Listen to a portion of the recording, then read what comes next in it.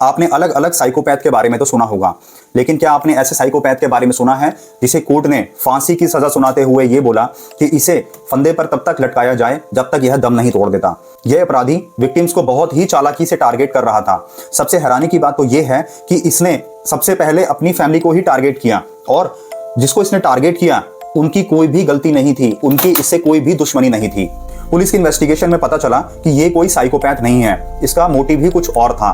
तो क्यों किया इस अपराधी ने अपने ही पूरे परिवार का कत्ल, और क्या था इसका मोटिव, जानेंगे इस वीडियो में। वीडियो को एंड तक देखना, इस केस को ध्यान से समझना। तो चलिए कहानी शुरू करते हैं।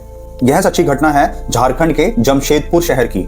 जमशेदपुर से 65 किलोमीटर दूर एक इलाका लगता है जिसका नाम है तिस्तर क्वार्टर। इसी क्वार्टर में दीपक नाम का एक शख्स अपनी पत्नी और 2 बेटियों के साथ रह रहा था। दीपक की उम्र 42 साल थी, उसकी पत्नी की उम्र 36 साल थी और 2 बेटियां थी उसकी। बड़ी बेटी की उम्र 16 साल थी और छोटी बेटी की उम्र 10 साल थी। वह अपने परिवार के साथ एक खुशहाल जिंदगी जी रहा था। वह अपने परिवार के पालन पोषण के लिए मेहनत करता था और पास की ही एक कंपनी में वह फायर ब्रिगेडियर की जॉब कर रहा था। दीपक अपनी फैमिली के साथ बहुत खुश था। दीपक को वेब सीरीज देखने का बहुत शौक था।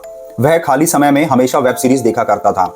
वह जब ऑफिस में होता था और ऑफिस के टाइम जब वह थोड़ा फ्री हुआ करता था तब भी वह वेब सीरीज देखता था। घर पे आने के बाद रात को सोते समय वह वेब सीरीज ही देखा करता था। अब एक वेब सीरीज उसे बहुत पसंद आ जाती है। मैं वेब सीरीज का पूरा नाम तो नहीं लूंगा, फर्स्ट नेम मैं आपको बता देता हूं, उसका नाम है पाताल। वह दीपक पाताल नाम की उस वेब सीरीज को बहुत ध्यान से देखता था। वह एक बार नहीं, उसने उस वेब सीरीज को कई बार देखा। इस वेब सीरीज में एक त्यागी नाम का कैरेक्टर होता है जिसका रोल एज अ विलन के तौर पे होता है। वह लोगों के ऊपर हथौड़े से हमला करके उनकी लाश को बहुत ध्यान से देखा करता था और उनका बहता हुआ रक्त भी वह बहुत ध्यान से देखता था। दीपक यह सब देखता है कि कैसे त्यागी लोगों के ऊपर हथौड़े से हमला करता है और हमला करने के बाद उनकी लाश को बहुत ध्यान से निहारता है। तो दीपक के मन में आता है कि क्यों ना मैं भी ऐसा करूं। दीपक उस वेब सीरीज से प्रेरित हो जाता है और वह इतना प्रेरित होता है कि वह उस वेब सीरीज के उस रोल को, त्यागी नाम के रोल को अपने रियल लाइफ में लागू करके देखना चाहता था कि आखिर ऐसा कैसे होता है और ऐसा करने पे कैसा फील होता है। अब दीपक के दिमाग में ये सारी खौफनाक बातें चल रही थी। दीपक के सामने सबसे बड़ा सवाल था कि ये किसके साथ ट्राई किया जाए। 21 अप्रैल 2021 की सुबह लगभग 5:30-6 बजे के आसपास दीपक की पत्नी दीपक के लिए नाश्ता तैयार कर रही होती है। नाश्ता करके और उसके लिए लंच वगैरह रेडी करके दीपक की पत्नी अपने कमरे में आराम कर रही होती है। दीपक ने सोचा यह अच्छा मौका है। दीपक अपने एक हथौड़े से अपनी बीवी के ऊपर ताबड़तोड़ हमला करना शुरू कर देता है। दीपक की पत्नी तड़पने लगती है और वह तड़प तड़प के दम तोड़ देती है। दीपक की पत्नी ने जब दम तोड़ दिया, वह अपनी पत्नी की लाश को बहुत ध्यान से निहारता है, सेम वैसे ही जैसे उस वेब सीरीज में कैरेक्टर करता था। वह अपनी पत्नी को बहुत ध्यान से निहारता है, उसका बहता हुआ रक्त उसकी लाश के साइड में बैठकर बहुत ध्यान से देखता है। अब दीपक को ऐसा करके बहुत अच्छा फील होता है। अब दीपक सोचता है कि अब मैं क्या करूं। अब वह अपने दूसरे टारगेट के बारे में सोचता है।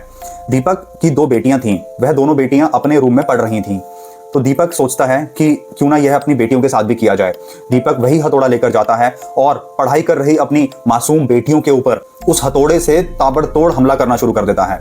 उसकी दोनों बच्चियां भी तड़प तड़प कर दम तोड़ देती हैं और वह उसी तरीके से अपनी दोनों बच्चियों की लाश को निहारता है और उनका बहता हुआ रक्त बहुत ध्यान से देखता है।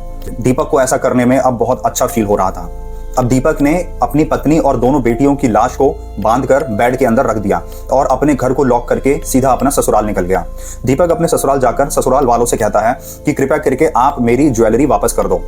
अब दीपक के ससुराल वाले सोचते हैं कि यह ज्वेलरी दीपक और उसकी पत्नी की ही है, तो हमें क्या ही ऐतराज होगा, तो दीपक उसको वह ज्वेलरी वापस कर देते हैं। दीपक अपनी ज्वेलरी लेकर सुनार के पास जाता है और सुनार से उस ज्वेलरी की कीमत पूछता है। सुनार कहता है कि यह लगभग 4 लाख रुपए की ज्वेलरी है। तो दीपक कहता है कि तुम मुझे 4 लाख रुपए दे दो, मुझे जरूरत है। वह सुनार उसको कहता है कि 3 लाख रुपए मेरे पास अभी हैं, 1 लाख रुपए आप कुछ समय बाद, कुछ दिनों बाद ले लेना। तो दीपक वह 3 लाख रुपए सुनार से लेकर अपने घर आ जाता है और अपने कमरे में आकर आराम करने लगता है। कुछ समय बाद, कुछ मिनटों बाद उसके घर पे एक दस्तक होती है।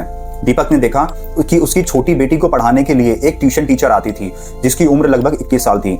वही ट्यूशन टीचर उसकी बेटी को पढ़ाने के लिए आई है। अब दीपक उस ट्यूशन टीचर को देखकर थोड़ा सा घबरा जाता है। वह सोचता है कि अब मैं क्या करूं। तो दीपक अपने घर का गेट खोल देता है। वह ट्यूशन टीचर जब अंदर घर में आती है और उस कमरे में जाती है तो वह कमरे में पूरा रक्त, बहता हुआ रक्त देखकर उसकी चीखें निकल जाती हैं। अब वह ट्यूशन टीचर चीखने चिल्लाने लगती है। तो दीपक को अब कुछ नहीं सूझता। दीपक उसी हथौड़े से उसी ट्यूशन टीचर के सर के ऊपर वार करता है, और वह तब तक वार करता है जब तक वह ट्यूशन टीचर दम नहीं तोड़ देती। और सेम वैसे ही उसी वेब सीरीज की तरह दीपक उस की ट्यूशन टीचर की लाश को निहारने लगता है। लेकिन इस बार दीपक की नीयत खराब हो जाती है। दीपक उस ट्यूशन टीचर की लाश के साथ दुष्कर्म करता है।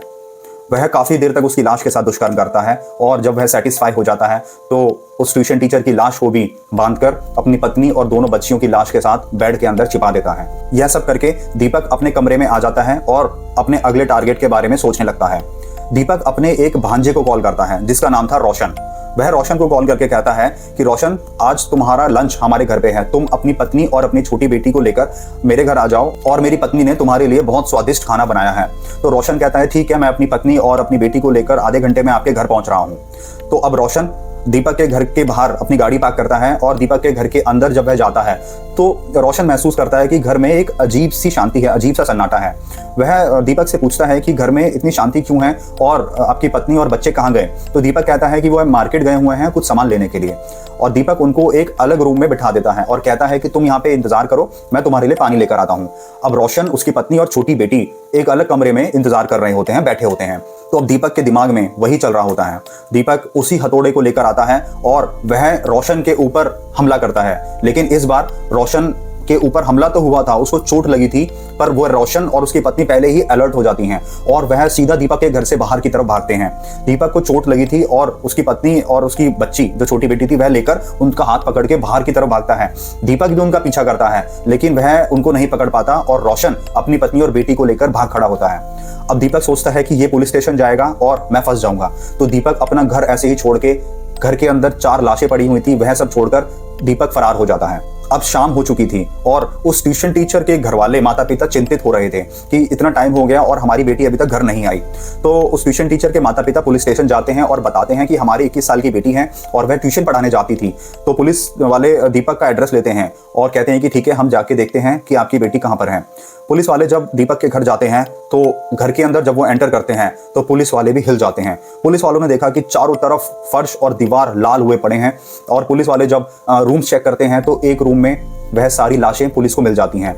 एक उसकी पत्नी की लाश, 2 उसकी बेटी की लाश और चौथी उस ट्यूशन टीचर की लाश। पुलिस उन सारी बॉडीज को पोस्टमार्टम के लिए भेज देती है। पोस्टमार्टम में पता चलता है कि उस ट्यूशन टीचर को पहले उसकी मार कर उसकी हत्या की गई, उसके बाद उसके साथ दुष्कर्म किया गया। पुलिस अब दीपक को ढूंढती है, लेकिन पुलिस के हाथ दीपक कहीं नहीं लगता। पुलिस उसके लिए 1 लाख रुपए का इनाम की घोषणा करती है कि दीपक को कोई ढूंढेगा तो उसको 1 लाख रुपए मिलेंगे।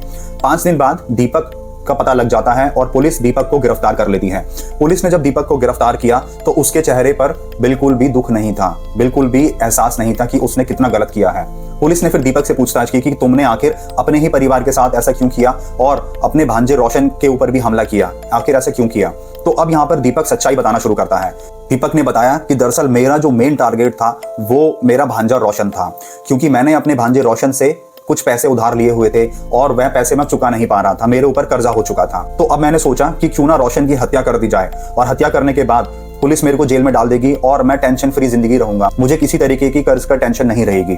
लेकिन मैंने सोचा कि अगर मैं जेल में आ जाऊंगा तो मेरी दोनों बेटियां छोटी हैं, मेरी बीवी कोई जॉब नहीं करती, वह पढ़ी लिखी नहीं है, तो वह फिर लोगों के आगे हाथ फैलाएंगी, वह भीख मांगेंगे। तो मैं यह भी नहीं चाहता था, तो वह किसी के आगे हाथ ना फैलाएं, वह भीख ना मांगे। इसलिए सबसे पहले मैंने अपने परिवार को खत्म किया।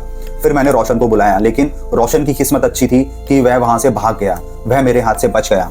दीपक ने पुलिस को यह भी बताया कि उसको एक पाताल नाम की वेब सीरीज बहुत अच्छी लग रही थी, जिसमें उसने सीखा कि कैसे लोगों की हत्या करके एंजॉय किया जाता है। दीपक का यह बयान सुन के पुलिस क्या, आम जनता भी हिल गई थी। पुलिस ने उसको अरेस्ट करके मुकदमा दर्ज किया। कोर्ट के सामने जब यह मामला गया तो ट्रायल कोर्ट ने बोला कि ऐसे लोग हमारे समाज के लिए बहुत खतरनाक हैं, जो वेब सीरीज को देखकर और इन कर्जों की वजह से अपने ही परिवार को खत्म कर दें। ऐसे लोग दूसरे लोगों के साथ क्या करेंगे, तो ऐसे लोग हमारे समाज के लिए घातक हैं और इसको फांसी पर तब तक लटकाया जाए जब तक यह दम नहीं तोड़ देता।